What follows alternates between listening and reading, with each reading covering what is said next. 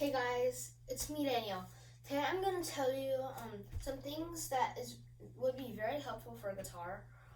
One, obviously a pick. You could check out my video on why you need a pick, and also check out my recommendation on the guitar. This guitar posted from bestmusicstuff.com, and it also comes with that pick. Then check out my video on the Fender amp. But now this video is about this stand. So this stand is used for music books. It's called ChromaCast, and it's pretty strong. I've had this for about 2 years.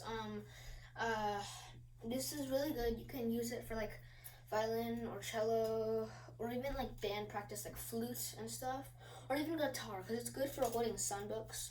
You can adjust it here. I highly recommend this. It's really reliable and it's useful, and it goes up like this. And also because it has these little like holder things, because it presses down on it. You can adjust them because they're springs. You can like move them and then they'll move out. But I use this for guitar, and I recommend to put it lower. Well, it actually depends on how tall you are. Then but it's my recommendation. You don't have to get it. It's your choice.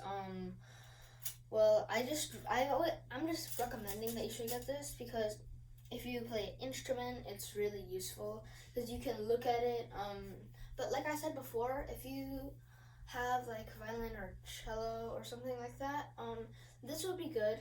But like for the guitar, like how you're standing up sometimes or you're standing down, I said you have to let your hand like feel and see the fretboard.